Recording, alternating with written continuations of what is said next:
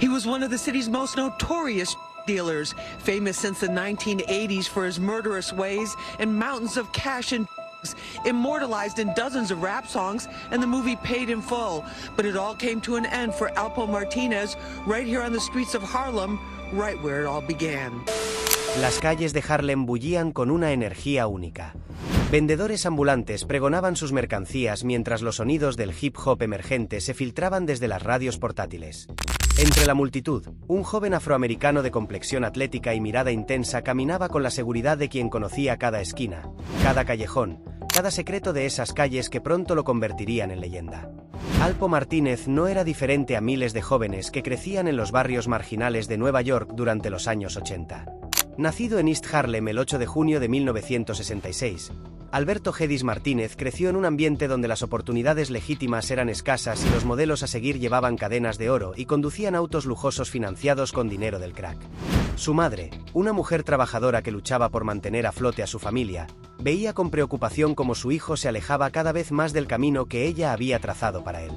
Alpo era inteligente, carismático y tenía esa capacidad natural para liderar que en otras circunstancias podría haberlo llevado por senderos muy diferentes.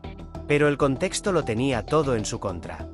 Los años 80 trajeron consigo la epidemia del crack que devastó las comunidades afroamericanas. Lo que comenzó como un problema de salud pública pronto se transformó en una oportunidad de negocio para aquellos dispuestos a cruzar líneas morales que para muchos resultaban infranqueables. Para Alpo Martínez, esas líneas no existían. A los 14 años ya había probado su primera dosis de poder. No el poder que viene del dinero, sino el poder que emana del respeto callejero, de ser temido y admirado al mismo tiempo. Comenzó vendiendo pequeñas cantidades de marihuana en su vecindario, pero su ambición era mucho mayor que conformarse con ser un dealer de esquina más. Lo que diferenciaba a Alpo de otros jóvenes que seguían el mismo camino era su inteligencia estratégica y su completa falta de escrúpulos. Mientras otros narcotraficantes respetaban ciertos códigos no escritos de la calle, como no involucrarse con menores de edad o mantener alejados a los familiares de los conflictos, Alpo veía estas reglas como obstáculos innecesarios para el crecimiento de su imperio. Su ascenso fue meteórico. A los 17 años ya controlaba varias esquinas en Harlem y había establecido una red de distribución que se extendía más allá de los límites de su barrio natal. Su método era simple pero efectivo. Identificaba las debilidades de sus competidores y las explotaba sin piedad. Si alguien mostraba signos de debilidad, lo eliminaba. Si alguien trataba de involucrarse en su territorio, lo hacía desaparecer. La violencia no era solo una herramienta de trabajo para Alpo, era una forma de arte que había perfeccionado hasta convertirla en su sello personal. Sus ejecuciones eran calculadas, enviando mensajes claros no solo a sus rivales sino también a sus propios soldados sobre las consecuencias de la deslealtad o la incompetencia. En 1987, con apenas 21 años, Alpo Martínez ya era considerado uno de los distribuidores de crack más importantes de Nueva York. Sus ganancias semanales superaban lo que muchas familias trabajadoras ganaban en un año completo. Pero el dinero era solo un subproducto de lo que realmente lo motivaba: el poder absoluto sobre su territorio y sobre las personas que habitaban en él. El apartamento donde Alpo recibía a sus asociados más cercanos contrastaba dramáticamente con la modestia de su hogar de la infancia. Muebles de cuero italiano, televisores de pantalla grande, equipos de sonido de última generación y una colección de relojes Rolex que exhibía como trofeos de guerra decoraban el espacio. Pero más allá del lujo material, lo que realmente impresionaba a quienes entraban era la sensación palpable de poder que emanaba de Alpo. Cuando hablaba, todos escuchaban. Cuando daba órdenes, todos obedecían sin cuestionamientos. Había construido no solo un negocio criminal, sino un culto a la personalidad donde él era el líder indiscutible. Sus reuniones nocturnas se habían convertido en eventos donde se tomaban decisiones que afectarían la vida y la muerte de decenas de personas. Alpo tenía la habilidad de mezclar el carisma con la amenaza, de hacer sentir a sus subordinados que eran parte de algo especial mientras al mismo tiempo les recordaba sutilmente las consecuencias de cualquier traición. Durante estos encuentros, planificaba expansiones territoriales, resolvía disputas internas y diseñaba estrategias para eliminar a la competencia. Su capacidad para anticipar los movimientos de sus enemigos y para identificar oportunidades de crecimiento lo habían convertido en una leyenda entre los narcotraficantes de su generación. La cocaína llegaba principalmente desde Colombia, pero Alpo había establecido conexiones directas que le permitían obtener producto de mayor pureza a precios más bajos que sus competidores. Esta ventaja competitiva, combinada con su red de distribución altamente organizada, le había dado el control sobre una porción significativa del mercado de drogas de Nueva York.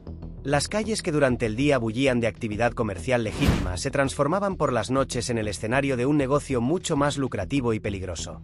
Las esquinas controladas por la organización de Alpo funcionaban como pequeñas fábricas donde el crack se procesaba, empaquetaba y distribuía con la eficiencia de una operación corporativa.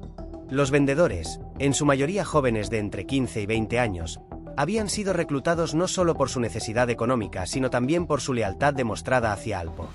Muchos de ellos lo veían como una figura paterna, el hombre que les había dado una oportunidad cuando el resto del mundo los había abandonado. Pero esta lealtad tenía un precio. Alpo no toleraba errores, y mucho menos traiciones. Los castigos por pequeñas infracciones eran severos, diseñados no solo para corregir el comportamiento del infractor, sino también para enviar un mensaje claro al resto de la organización. La disciplina era absoluta, y todos sabían que cuestionar las decisiones del jefe podía tener consecuencias fatales. La estructura de su organización reflejaba su personalidad, altamente centralizada, con él tomando todas las decisiones importantes, pero lo suficientemente flexible como para adaptarse rápidamente a los cambios en el mercado o a las presiones de las fuerzas del orden. Había aprendido de los errores de otros narcotraficantes que habían caído por mantener estructuras demasiado rígidas o por confiar en personas que no merecían su confianza. Los detectives que investigaban el incremento dramático en los crímenes relacionados con drogas en Harlem sabían que detrás de la violencia había una mente maestra, pero identificarla y construir un caso sólido en su contra era una tarea que parecía imposible. Alpo Martínez había perfeccionado el arte de mantener las manos limpias mientras dirigía una de las operaciones criminales más brutales de la ciudad. El detective Mike Torres, un veterano de 20 años en la fuerza, había estado siguiendo el rastro de Alpo durante meses. Los patrones de violencia, la sofisticación de la operación y el nivel de lealtad que inspiraba en sus subordinados lo convertían en un adversario formidable. Torres sabía que no estaba persiguiendo a un criminal común, estaba tras los pasos de alguien que había transformado el narcotráfico en una ciencia exacta. Las investigaciones revelaban una red de corrupción que se extendía más allá de las calles de Harlem. Algunos oficiales de policía habían sido comprados, proporcionando información sobre operativos planificados o simplemente mirando hacia otro lado cuando las actividades de Alpo se desarrollaban en sus territorios de patrullaje. Esta corrupción no era casual, era parte de una estrategia cuidadosamente diseñada para crear un escudo protector alrededor de sus operaciones. Los testimonios de los pocos arrestados que habían aceptado colaborar con la policía pintaban el retrato de un hombre que inspiraba terror y admiración en igual medida. Describían a alguien capaz de mostrar extrema generosidad hacia quienes demostraban lealtad, pero también de ejercer una violencia despiadada contra quienes lo traicionaban o simplemente se interponían en su camino. La expansión hacia Washington, D.C. representó el punto culminante del imperio de Alpo Martínez. La capital de la nación se había convertido en uno de los mercados de crack más lucrativos del país, y él había identificado la oportunidad antes que sus competidores. Su llegada a D.C. no fue casual. Fue el resultado de meses de planificación meticulosa y análisis de mercado. Washington D.C. ofrecía ventajas únicas: una población con altos niveles de adicción, fuerzas policiales sobrepasadas por la magnitud del problema de las drogas, y una geografía urbana que facilitaba tanto la distribución como las rutas de escape. Alpo estableció su base de operaciones en áreas estratégicas que le permitían controlar el flujo de drogas hacia los barrios más afectados por la epidemia del crack. Su método de entrada al mercado de D.C. fue característicamente brutal. En lugar de tratar de negociar territorios con los distribuidores locales, simplemente los eliminó. Una serie de ejecuciones coordinadas envió un mensaje claro: había un nuevo poder en la ciudad, y quienes no se sometieran a él serían eliminados sin contemplaciones. La violencia que acompañó su expansión hacia D.C. alcanzó niveles que incluso para los estándares de los años 80 resultaban extremos. No se trataba solo de eliminar a la competencia, se trataba de instaurar un régimen de terror que garantizara que nadie se atreviera a desafiarlo en el futuro. Los métodos de ejecución eran deliberadamente brutales, diseñados para maximizar el impacto psicológico en quienes pudieran estar considerando oponerse a su dominio. La llegada de Alpo Martínez a Washington, D.C. no había pasado desapercibida para las autoridades federales. El FBI había estado monitoreando sus actividades desde Nueva York, pero su expansión hacia la capital había elevado su caso al nivel de prioridad nacional. El agente especial David Richardson había sido asignado para liderar la investigación, y sabía que enfrentaba a uno de los criminales más sofisticados de su carrera. Los informes de inteligencia pintaban el retrato de una organización que operaba con la precisión de una corporación multinacional, pero con la brutalidad de una organización paramilitar. Alpo había implementado sistemas de comunicación encriptada, redes de lavado de dinero internacionales y estructuras organizacionales compartimentadas que dificultaban enormemente los esfuerzos investigativos. El agente Richardson sabía que los métodos tradicionales de investigación no serían suficientes para desmantelar la organización de Alpo. Necesitaba infiltrados, escuchas telefónicas, seguimientos de 24 horas, y más importante aún, necesitaba encontrar a alguien dentro de la organización dispuesto a traicionar al hombre que había construido su imperio sobre una base de lealtad absoluta. Las interceptaciones telefónicas revelaban conversaciones codificadas donde se discutían operaciones que involucraban millones de dólares en drogas y decenas de vidas humanas. Alpo había desarrollado un lenguaje propio para sus comunicaciones, usando referencias a eventos deportivos, personajes de películas y situaciones aparentemente inocentes para coordinar envíos de drogas, ejecuciones y operaciones de lavado de dinero. Los apartamentos seguros que Alpo utilizaba en Washington DC reflejaban su paranoia creciente, pero también su éxito económico. Cada ubicación estaba equipada con sistemas de seguridad de última generación, rutas de escape múltiples y arsenales que podían equipar a un pequeño ejército. No se trataba solo de precaución, se trataba de la preparación para una guerra que él sabía que eventualmente tendría que librar. Sus reuniones en estos espacios se habían vuelto más tensas y más violentas. La presión de mantener el control sobre dos mercados geográficamente separados, combinada con la intensificación de las investigaciones federales, había comenzado a afectar su juicio. Las decisiones que antes tomaba con frialdad calculada ahora estaban teñidas de una paranoia que lo llevaba a ver enemigos en todas partes. Durante una de estas reuniones, Alpo tomó una decisión que marcaría el principio del fin de su imperio. Convencido de que uno de sus lugartenientes más cercanos estaba proporcionando información a las autoridades, ordenó su ejecución sin realizar una investigación exhaustiva. La ejecución de Rondu Johnson, quien había sido leal durante años, envió ondas de shock a través de toda la organización. La muerte de Johnson no solo eliminó a uno de sus operadores más capaces, sino que también sembró semillas de duda en los corazones de otros miembros de la organización.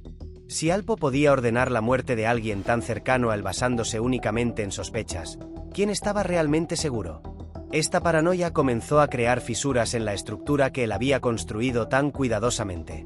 De regreso en Harlem, el territorio original de Alpo mostraba los signos del éxito de su imperio, pero también las cicatrices de la violencia que había sido necesaria para construirlo. Las esquinas que él controlaba generaban más dinero que nunca, pero el costo humano había sido devastador. Familias enteras habían sido destruidas, ya sea por la adicción al crack o por la violencia que acompañaba su distribución. Los jóvenes que trabajaban para él habían cambiado también. Ya no eran los adolescentes desesperados que buscaban una oportunidad, se habían convertido en soldados endurecidos por años de violencia y deshumanización. Muchos de ellos habían perdido la capacidad de distinguir entre el bien y el mal, viendo la brutalidad no como un mal necesario, sino como una forma natural de resolver conflictos.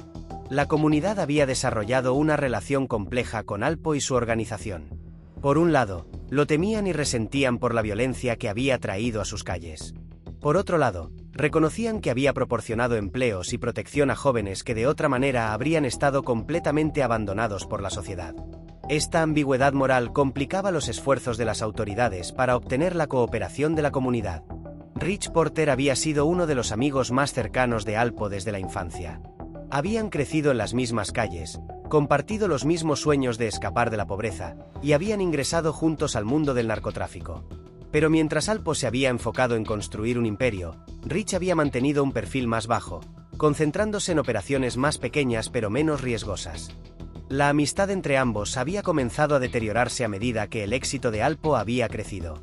Rich veía cómo su amigo de la infancia se había transformado en alguien que él ya no reconocía, alguien capaz de ordenar la muerte de personas inocentes sin mostrar el menor remordimiento. Las diferencias filosóficas sobre cómo manejar el negocio habían creado una tensión que ambos trataban de ignorar pero que era cada vez más evidente. Durante una conversación que sería una de las últimas entre ambos, Rich confrontó a Alpo sobre la dirección que había tomado su organización. Le habló sobre el impacto que la violencia estaba teniendo en la comunidad, sobre los niños que crecían viendo ejecuciones como parte normal de la vida, sobre las madres que lloraban por hijos perdidos tanto a la adicción como a las balas. Alpo escuchó en silencio, pero su respuesta fue fría y calculada. En este negocio, la compasión era una debilidad que no se podía permitir. Esta conversación marcó el momento en que Alpo comenzó a ver a Rich no como un amigo, sino como una amenaza potencial.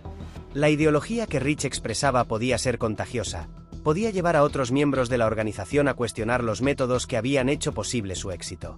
En la mente de Alpo, Rich se había convertido en un problema que necesitaba ser resuelto. La noche de fin de año de 1990 sería recordada para siempre en las calles de Harlem como la noche en que Alpo Martínez cruzó una línea de la cual no habría retorno. Rich Porter había sido encontrado muerto en su automóvil, víctima de lo que parecía ser una ejecución profesional. Pero todos en las calles sabían la verdad. Alpo había ordenado la muerte de su mejor amigo. El asesinato de Rich Porter envió ondas de shock a través de toda la comunidad criminal de Nueva York. Si Alpo era capaz de matar a alguien tan cercano a él, nadie estaba seguro. Los códigos no escritos de lealtad y hermandad que habían gobernado las calles durante décadas habían sido violados de la manera más brutal posible. La paranoia que había comenzado a consumir a Alpo se había extendido ahora a toda su organización. Los detalles del asesinato, tal como fueron reconstruidos posteriormente por las investigaciones, revelaban el nivel de planificación y frialdad con que Alpo había ejecutado la eliminación de su amigo más cercano. No había sido un acto impulsivo motivado por la ira. Había sido una decisión estratégica tomada después de semanas de consideración. En la mente de Alpo, Rich se había convertido en un obstáculo para el crecimiento continuo de su imperio. La investigación federal sobre Alpo Martínez había entrado en una nueva fase después del asesinato de Rich Porter. El FBI ahora tenía evidencia de que estaban persiguiendo no solo a un narcotraficante, sino a alguien capaz de los crímenes más brutales. El asesinato de Porter había proporcionado a los investigadores nuevas líneas de investigación, y más importante aún, había comenzado a crear fisuras en la organización que podrían ser explotadas. El agente especial Richardson había identificado a varios miembros de la organización que habían quedado traumatizados por el asesinato de Porter. Estas personas, que habían sido leales a Alpo durante años, ahora comenzaban a cuestionar si su lealtad era reciprocada. La semilla de la duda que el asesinato había plantado comenzaba a germinar, creando oportunidades para que los investigadores encontraran cooperadores. Las escuchas telefónicas habían captado conversaciones donde miembros de la organización expresaban sus miedos sobre su propia seguridad. Algunos habían comenzado a tomar precauciones adicionales, estableciendo planes de escape y contactando abogados. El clima de terror que Alpo había usado para controlar a sus enemigos ahora se había vuelto contra él, creando un ambiente de desconfianza dentro de su propia organización. Los primeros arrestos en la organización de Alpo Martínez comenzaron en la primavera de 1991.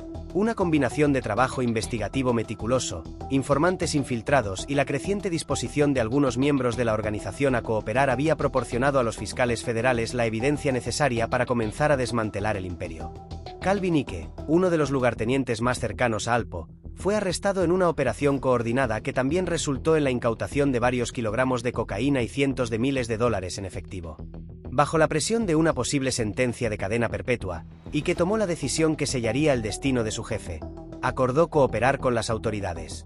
El testimonio de Ike proporcionó a los fiscales un mapa detallado de la organización de Alpo, incluyendo información sobre las rutas de suministro, los métodos de lavado de dinero y, más devastadoramente, detalles específicos sobre varios asesinatos ordenados por Alpo.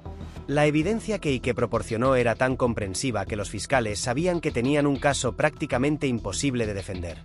Mientras las investigaciones federales se intensificaban en Nueva York, Alpo había trasladado la mayoría de sus operaciones a Washington, D.C., donde creía que tenía más control y mejor protección. Pero la paranoia que lo había consumido desde el asesinato de Rich Porter había comenzado a afectar su capacidad de tomar decisiones racionales. Sus operaciones en D.C. se habían vuelto cada vez más erráticas y violentas. Los asesinatos que ordenaba ya no seguían la lógica estratégica que había caracterizado sus primeros años. Ahora parecían ser el producto de un hombre que veía enemigos en todas partes. Esta escalada de violencia había atraído una atención no deseada tanto de las autoridades locales como federales. La red de protección que había construido cuidadosamente comenzó a deshacerse a medida que los investigadores aplicaban presión en múltiples frentes. Los oficiales que había sobornado comenzaron a distanciarse, temiendo ser arrastrados en la inevitable caída que todos podían ver acercándose. El imperio que había construido sobre una base de miedo y respeto comenzaba a mostrar grietas que se expandían rápidamente. En sus últimos días de libertad, Alpo se había vuelto extremadamente paranoico, cambiando de ubicación constantemente y confiando solo en un círculo muy pequeño de asociados. Sus noches las pasaba en hoteles de lujo, rodeado de guardaespaldas y sistemas de seguridad, pero sabiendo que cada día que pasaba aumentaban las posibilidades de que las autoridades lo localizaran. Durante estas noches insomnes, reflexionaba sobre las decisiones que lo habían llevado a este punto. El asesinato de Rich Porter había sido el momento decisivo, el punto donde había sacrificado su humanidad en el altar de su ambición. Ahora, rodeado de lujos que el dinero del crack había comprado, se daba cuenta de que había perdido todo lo que realmente importaba: la confianza, la amistad genuina y la posibilidad de una vida sin miedo constante. El Halloween de 1991 sería el último día de libertad para Alpo Martínez. Una operación coordinada entre múltiples agencias federales había logrado rastrear su ubicación y establecer un perímetro alrededor del área donde se escondía. Los agentes habían estado esperando el momento perfecto para actuar, sabiendo que tendrían solo una oportunidad para capturar a alguien que había eludido la justicia durante tanto tiempo. Cuando finalmente fue rodeado, Alpo no opuso resistencia. El hombre que había construido su reputación sobre una violencia despiadada se rindió sin disparar un solo tiro. Quizás sabía que su tiempo había llegado, o quizás simplemente estaba cansado de correr. En cualquier caso, su captura marcó el final de uno de los periodos más violentos en la historia del narcotráfico en la costa este de Estados Unidos. Las noticias de su arresto se extendieron rápidamente a través de los barrios de Harlem y Washington, D.C. Para algunos, representaba el final de un reino de terror que había devastado sus comunidades. Para otros, especialmente los más jóvenes que habían crecido viendo a Alpo como un modelo de éxito, su caída era una lección brutal sobre las realidades del mundo criminal. En su celda, Alpo enfrentaba la realidad de lo que su vida había significado realmente. Despojado de su poder, de su dinero y de sus lujos, no era más que un hombre de 25 años que había desperdiciado su inteligencia y su carisma en la construcción de un imperio basado en la destrucción de su propia comunidad. Los cargos en su contra eran abrumadores: conspiración para distribuir drogas, asesinato, lavado de dinero, operación de una empresa criminal continua. Los fiscales federales estaban buscando la pena de muerte, y la evidencia que habían compilado hacía que esa posibilidad fuera muy real. Su abogado defensor le había explicado con brutal honestidad que sus opciones eran extremadamente limitadas.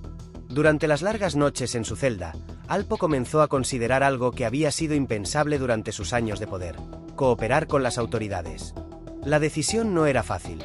Significaría traicionar a personas que habían sido leales a él, y también significaría admitir la magnitud de los crímenes que había cometido.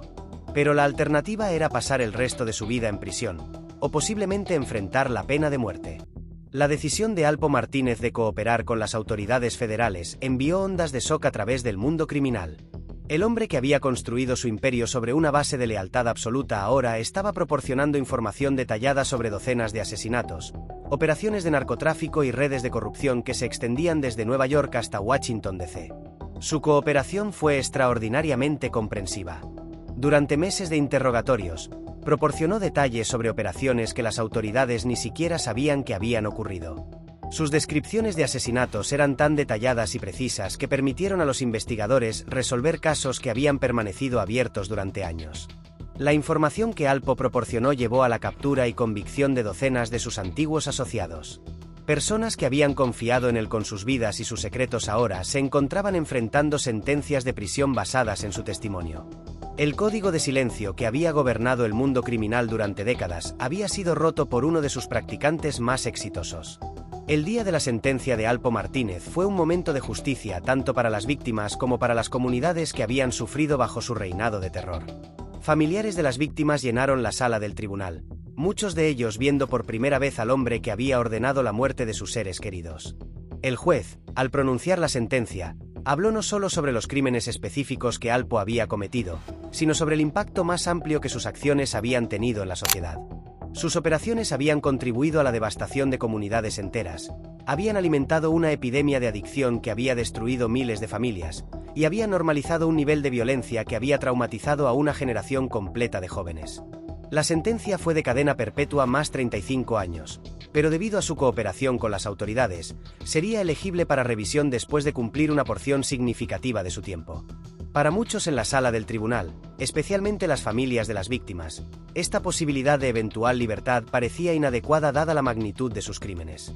Los años que Alpo pasó en prisión fueron marcados por una transformación gradual pero profunda. El hombre que había entrado al sistema penitenciario como un narcotraficante despiadado comenzó lentamente a confrontar la magnitud del daño que había causado. Esta no fue una conversión repentina, sino un proceso largo y doloroso de autoexamen. Durante sus primeros años en prisión, mantuvo muchas de las actitudes que habían caracterizado su vida criminal. Se veía a sí mismo como una víctima de las circunstancias, alguien que había hecho lo que era necesario para sobrevivir en un mundo brutal. Pero gradualmente, a medida que los años pasaban y las realidades de su situación se asentaban, comenzó a desarrollar una comprensión más profunda de las consecuencias de sus acciones. Los programas educativos y de rehabilitación en prisión le proporcionaron herramientas que nunca había tenido durante su juventud en las calles. Aprendió a leer y escribir con fluidez, completó su educación secundaria, e incluso comenzó algunos cursos universitarios. Más importante aún, comenzó a participar en programas diseñados para ayudar a los reclusos a comprender el impacto de sus crímenes en las víctimas y las comunidades. Las visitas que Alpo recibía durante sus años en prisión eran pocas y espaciadas. Su madre, que había envejecido dramáticamente durante los años de violencia que precedieron a su arresto, lo visitaba ocasionalmente, pero estas reuniones eran tensas y dolorosas. Ella había perdido no solo a su hijo, sino también la esperanza de que alguna vez pudiera reparar el daño que había causado. Durante una de estas visitas, su madre le habló sobre el impacto que sus acciones habían tenido en su familia extendida y en la comunidad donde había crecido. Le contó sobre jóvenes que habían seguido su ejemplo y habían terminado muertos o en prisión, sobre familias que habían sido destruidas por la violencia que él había desatado, y sobre una comunidad que todavía luchaba por sanar de las heridas que él había infligido. Estas conversaciones fueron devastadoras para Alpo, pero también fueron cruciales en su proceso de transformación personal. Por primera vez, comenzó a ver sus acciones desde la perspectiva de las víctimas y de la comunidad más amplia. El hombre que una vez había racionalizado la violencia como una necesidad del negocio comenzó a comprender que había sido el arquitecto de una tragedia que se extendía mucho más allá de sus propios intereses criminales. La conversación con su madre marcó un punto de inflexión en la manera como Alpo comenzó a ver su pasado. Durante los días siguientes a esa visita, experimentó algo que nunca había sentido antes: remordimiento genuino. No el arrepentimiento calculado que había mostrado durante su cooperación con las autoridades, sino una comprensión profunda y dolorosa de que había destruido vidas inocentes por su ambición personal. En la soledad de su celda, Alpo comenzó a escribir. Lo que empezó como un ejercicio terapéutico recomendado por un consejero de la prisión se transformó gradualmente en un intento de documentar no solo sus propios crímenes, sino el sistema más amplio que había permitido que alguien como él prosperara. Sus escritos no buscaban justificar sus acciones, sino comprender cómo un joven inteligente y carismático había podido transformarse en un monstruo. Escribía sobre la pobreza que había marcado su infancia, pero reconocía que miles de jóvenes crecían en circunstancias similares sin convertirse en asesinos. Analizaba la cultura de las calles que había glorificado la violencia y el dinero fácil, pero admitía que él había elegido abrazar esa cultura en lugar de resistirla. Más dolorosamente, escribía sobre Rich Porter y sobre cómo había traicionado la amistad más pura de su vida por mantener su poder. Los años en prisión habían transformado a Alpo en un lector voraz. Devoraba libros de historia, biografías, filosofía, y especialmente obras sobre justicia social y rehabilitación criminal. Estas lecturas le proporcionaron un vocabulario para entender conceptos que había ignorado durante su vida criminal: empatía, responsabilidad social, y las consecuencias a largo plazo de la violencia en las comunidades. Un libro que tuvo un impacto particular en él fue The Autobiography of Malcolm X. La transformación de Malcolm Little en Malcolm X, y luego en el Malik el Sabbath, resonó profundamente con Alpo. Aunque reconocía que sus propios crímenes eran de una naturaleza diferente, vio paralelos en la capacidad humana para el cambio fundamental y para la redención personal. Durante este periodo, comenzó a participar más activamente en programas de mediación y resolución de conflictos dentro de la prisión. Sus habilidades de liderazgo, que una vez había usado para construir un imperio criminal, ahora las aplicaba para ayudar a resolver disputas entre reclusos y para mentorear a jóvenes que habían ingresado al sistema penitenciario siguiendo caminos similares al suyo. La espiritualidad había estado ausente de la vida de Alpo durante sus años criminales, pero en prisión comenzó a explorar diferentes tradiciones religiosas en busca de respuestas a preguntas sobre el perdón, la redención y la posibilidad de reparar el daño que había causado. Sus conversaciones con el capellán de la prisión se habían vuelto regulares y profundas. La pregunta no es si Dios puede perdonarte, le dijo el capellán durante una de sus sesiones. La pregunta es si tú puedes perdonarte a ti mismo, y más importante aún, ¿qué estás dispuesto a hacer para honrar la memoria de aquellos cuyas vidas tomaste? Esta perspectiva desafió a Alpo a pensar más allá de su propia salvación personal y considerar cómo podría usar el resto de su vida para prevenir que otros siguieran el camino que él había tomado. Después de más de 2 décadas en prisión, Alpo Martínez enfrentaba una audiencia para revisión de sentencia. Su cooperación con las autoridades, combinada con su comportamiento ejemplar en prisión y evidencia de transformación personal genuina, había llevado a sus abogados a solicitar una reducción significativa de su sentencia. La sala del tribunal estaba llena de familiares de víctimas, algunos oponiéndose vehementemente a cualquier reducción de sentencia, otros sorprendentemente expresando que creían en la posibilidad de redención.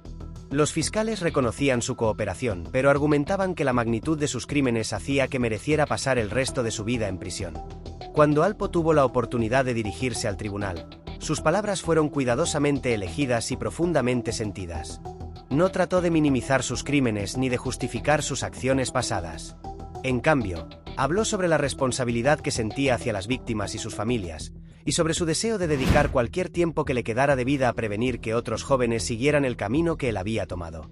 El 6 de enero de 2015, después de servir 24 años en prisión federal, Alpo Martínez fue liberado bajo el programa de protección de testigos. Su liberación fue controvertida y largamente debatida en los medios, con opiniones divididas sobre si había pagado suficientemente por sus crímenes o si su cooperación con las autoridades había justificado una sentencia reducida. El hombre que salió de prisión era muy diferente del joven de 25 años que había ingresado décadas atrás. Los años habían dejado su marca física, pero más significativamente, había experimentado una transformación psicológica y moral profunda. Ya no era el narcotraficante despiadado que había aterrorizado las calles de Harlem y Washington D.C. Bajo el programa de protección de testigos, Alpo fue reubicado en una ciudad cuyo nombre las autoridades mantuvieron en secreto. Su nueva identidad le proporcionaba un apartamento modesto, un trabajo legítimo, y la oportunidad de comenzar una vida completamente nueva. La transición de la prisión a la libertad fue más difícil de lo que había anticipado. Durante sus primeras semanas de libertad, luchó con la culpa de estar libre mientras las víctimas de sus crímenes permanecían muertas y sus familias continuaban sufriendo. El privilegio de la libertad se sentía, en muchos aspectos, como un peso adicional de responsabilidad.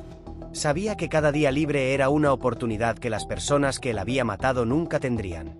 Un año después de su liberación, Alpo había comenzado a trabajar con organizaciones comunitarias que se enfocaban en la prevención de violencia juvenil y programas de rehabilitación para exconvictos.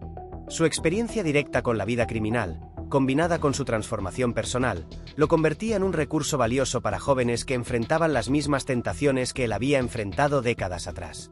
Sus charlas en centros comunitarios, escuelas y programas de rehabilitación no glorificaban su pasado criminal, sino que se enfocaban en las consecuencias devastadoras de sus elecciones. Hablaba sobre el precio real del dinero fácil, la pérdida de amistades genuinas, la constante paranoia, la destrucción de comunidades, y finalmente la pérdida de la libertad y la humanidad. No soy un héroe, les decía a los jóvenes que lo escuchaban. Soy un ejemplo de lo que no deben convertirse. Cada persona que maté era el hijo o hija de alguien, el hermano o hermana de alguien. Ningún dinero, ningún respeto de las calles, ningún poder temporal vale la destrucción que causé. Su trabajo con jóvenes en riesgo se había expandido para incluir colaboraciones formales con servicios sociales y programas gubernamentales de prevención del crimen. Los funcionarios reconocían que su perspectiva única podía ser invaluable para comprender e interrumpir los patrones que llevaban a jóvenes hacia la vida criminal. Durante estas colaboraciones, Alpo ayudaba a desarrollar programas que abordaban no solo los síntomas del crimen juvenil, sino sus causas raíces: pobreza, falta de oportunidades educativas, ausencia de modelos positivos, y la glamorización de la cultura criminal en los medios. Su enfoque era holístico, reconociendo que prevenir el crimen requería abordar las condiciones sociales que lo fomentaban. En una visita privada y no anunciada, Alpo visitó la tumba de Rich Porter. Era la primera vez que había estado físicamente presente en el lugar de descanso de su amigo de la infancia desde su muerte en 1990. La visita había sido años en planificación, requiriendo coordinación con las autoridades y medidas de seguridad extremas debido a las amenazas que aún enfrentaba de familiares de víctimas y antiguos enemigos. De pie frente a la lápida, Alpo habló en voz baja, pidiendo perdón por la traición que había definido sus últimos años de amistad. Reconoció que Rich había tratado de salvarlo de sí mismo, había tratado de mostrarle un camino diferente, y que él había respondido con violencia porque la verdad que Rich representaba amenazaba la imagen que había construido de sí mismo. Esta visita marcó otro momento crucial en su proceso continuo de sanación y responsabilidad. No esperaba perdón, porque sabía que algunas acciones eran imperdonables, pero necesitaba reconocer públicamente la magnitud de su traición y el dolor que había causado. Después de años de rechazar ofertas para contar su historia en libros, películas y documentales, Alpo finalmente accedió a participar en un proyecto que se enfocaría no en glorificar su pasado criminal, sino en educar sobre las consecuencias del narcotráfico y la violencia urbana. Su participación tenía condiciones estrictas. Todas las ganancias serían donadas a organizaciones que trabajaban con víctimas de violencia y programas de prevención del crimen. Durante las entrevistas, fue brutalmente honesto sobre sus crímenes, proporcionando detalles que nunca había compartido públicamente.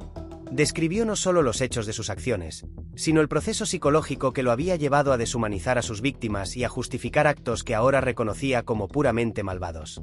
La persona que era entonces no tenía conciencia, explicó durante una de las sesiones. Había construido un mundo mental donde la violencia era normal, donde la vida humana tenía valor solo en términos de lo que podía hacer por mi negocio. Tardé años en prisión para recuperar mi humanidad, para recordar que cada víctima era una persona completa con sueños, familias y un futuro que yo destruí. La pandemia de COVID-19 había forzado a Alpo a pausar muchas de sus actividades comunitarias, pero había continuado su trabajo de manera virtual, participando en webinars y sesiones de vídeo con jóvenes y familias. El aislamiento le había dado tiempo adicional para reflexionar sobre su vida y para continuar escribiendo sus memorias, que se habían expandido hasta convertirse en un análisis comprensivo de los factores sociales que contribuyen al crimen organizado. Durante las noches solitarias de la cuarentena, a menudo pensaba en las familias de sus víctimas y en cómo la pandemia podía estar afectándolas. Sabía que muchas de las comunidades que él había ayudado a devastar décadas atrás eran las mismas que ahora sufrían desproporcionadamente durante la crisis de salud pública. La ironía no se le escapaba. Las comunidades más vulnerables eran aquellas que personas como él habían debilitado previamente.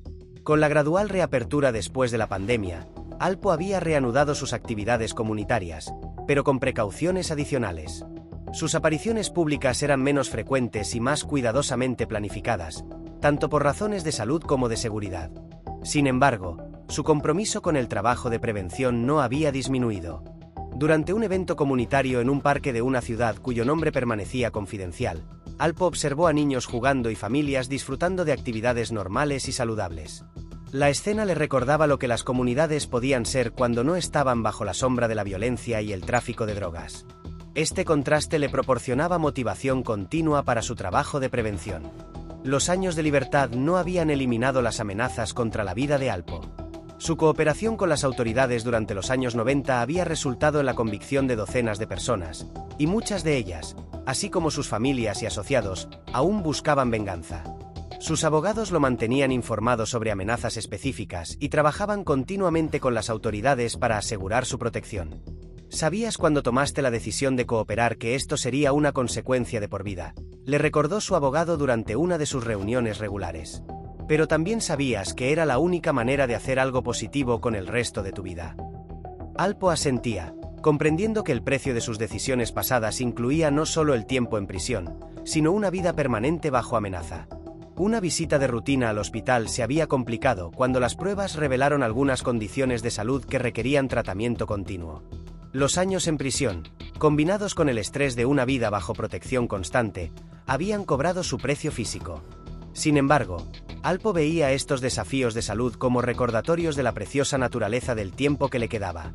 «Cada día adicional que tengo es un día que mis víctimas no tuvieron», reflexionaba mientras esperaba los resultados de más pruebas.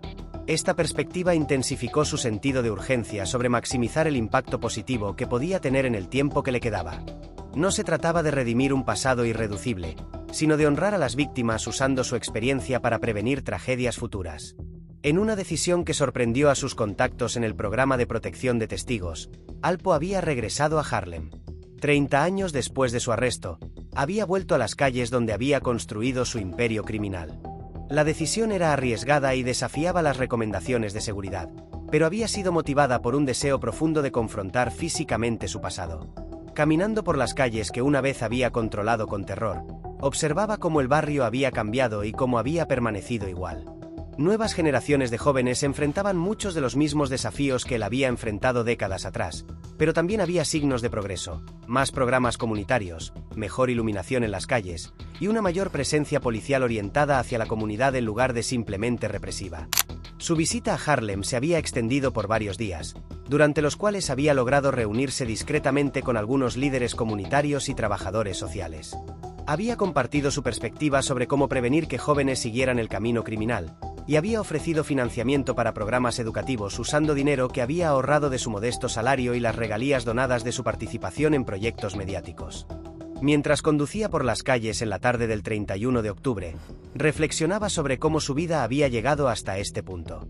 El joven de 14 años que había comenzado vendiendo marihuana en estas mismas esquinas nunca podría haber imaginado el dolor que causaría, las vidas que destruiría, y la larga jornada hacia la redención que eventualmente emprendería. A las 3:30 de la madrugada del 1 de noviembre de 2021, exactamente 30 años después de su arresto, la vida de Alpo Martínez llegó a su fin. Un automóvil se acercó al vehículo que conducía y los ocupantes abrieron fuego. Los disparos fueron múltiples y precisos, sugiriendo que los atacantes sabían exactamente a quién estaban matando. La ironía de su muerte no pasó desapercibida para quienes conocían su historia. El hombre que había vivido por la violencia y había pasado décadas tratando de dejar atrás ese pasado, finalmente había sido alcanzado por las consecuencias de sus acciones pasadas. Su regreso a Harlem, motivado por un deseo genuino de hacer las paces con su pasado, había resultado en su muerte. La investigación de su asesinato reveló lo que muchos ya sabían, que a pesar de los años transcurridos y su transformación personal, Alpo Martínez nunca había estado realmente seguro. Su cooperación con las autoridades en los años 90 había creado una lista larga de personas que buscaban venganza, y su regreso a Harlem había proporcionado la oportunidad que sus enemigos habían estado esperando durante décadas. Los detectives que investigaron su muerte encontraron evidencia de que había estado siendo vigilado desde su llegada a Nueva York. Sus movimientos habían sido rastreados, sus patrones de comportamiento estudiados, y su muerte había sido planificada meticulosamente. La ejecución fue profesional, sugiriendo que había sido ordenada por alguien con recursos significativos y conexiones en el mundo criminal. La noticia de la muerte de Alpo generó reacciones complejas y contradictorias en las comunidades que había impactado durante su vida. Algunos celebraron su muerte como justicia finalmente servida, sintiendo que había escapado del castigo completo que merecía por sus crímenes. Otros, particularmente aquellos que habían trabajado con él en programas de prevención durante sus últimos años, lamentaron la pérdida de alguien que había demostrado capacidad genuina para el cambio y para contribuir positivamente a la sociedad. Los jóvenes con quienes había trabajado expresaron sentimientos encontrados. Habían visto de primera mano su compromiso con prevenir que otros siguieran su camino, pero también entendían que su muerte era una consecuencia inevitable de las elecciones que había hecho décadas atrás. Su asesinato servía como una lección brutal sobre las consecuencias a largo plazo de la vida criminal. Su funeral fue un evento pequeño y privado, atendido principalmente por trabajadores sociales, consejeros y algunas de las personas con quienes había trabajado durante sus años de libertad. Notable por su ausencia fueron los miembros de su familia, muchos de los cuales aún luchaban por reconciliar al hombre que había llegado a conocer en sus últimos años con el criminal que había destruido tantas vidas. El pastor que dirigió el servicio habló sobre la compleja naturaleza de la redención y el perdón. Reconoció que Alpo había cometido actos malvados que habían causado dolor inmenso, pero también había demostrado en sus últimos años una transformación genuina y un compromiso con reparar parte del daño que había causado. El servicio no buscaba glorificar su vida, sino reconocer tanto la tragedia que había causado como la posibilidad de cambio que había demostrado. En las semanas siguientes a su muerte, las organizaciones con las que Alpo había trabajado evaluaron el impacto que había tenido durante sus años de libertad. Los programas que había ayudado a desarrollar continuarían operando, y los jóvenes a quienes había mentoreado llevaban consigo las lecciones que había compartido sobre las consecuencias de la violencia y la importancia de elegir caminos diferentes. Los datos mostraban que varios de los jóvenes con quienes había trabajado habían evitado involucrarse en actividades criminales, habían completado su educación y habían encontrado empleo legítimo. Aunque era imposible cuantificar exactamente su contribución a estos éxitos, los trabajadores sociales reconocían que su perspectiva única y su historia personal habían sido factores importantes en alcanzar a jóvenes que de otra manera podrían haber estado fuera del alcance de los programas tradicionales de prevención. Un año después de su muerte, un pequeño grupo de personas se reunió en su tumba para conmemorar no su vida criminal, sino su transformación y sus esfuerzos por prevenir que otros siguieran su camino. Entre los asistentes estaban trabajadores sociales, exconvictos a quienes había mentoreado, y algunos jóvenes que habían participado en sus programas de prevención. La ceremonia fue simple pero significativa. Cada persona compartió una historia sobre cómo Alpo había impactado su vida o su trabajo de manera positiva. No ignoraron ni minimizaron sus crímenes pasados, pero reconocieron que había demostrado que incluso alguien que había cometido actos terribles podía cambiar genuinamente y contribuir positivamente a la sociedad. La historia de Alpo Martínez se había convertido en un caso de estudio en programas universitarios de justicia criminal, trabajo social y criminología. Profesores y estudiantes analizaban su vida como un ejemplo complejo de las múltiples facetas del crimen, el castigo, la rehabilitación y la redención.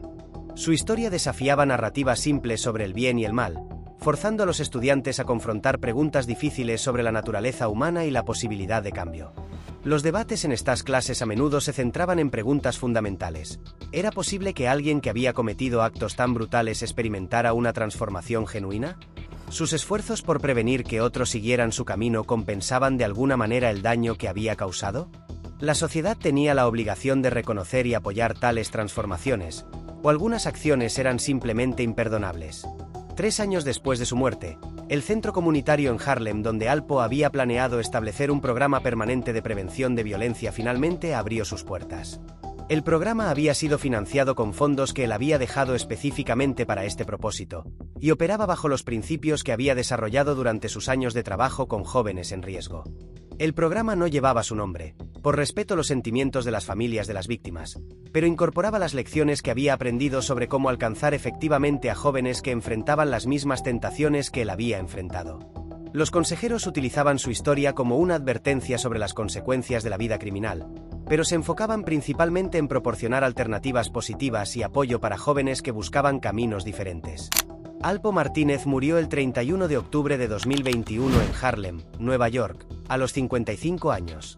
Durante sus años de actividad criminal, 1986 a 1991, fue responsable de al menos 14 asesinatos y distribuyó millones de dólares en drogas que devastaron comunidades en Nueva York y Washington D.C.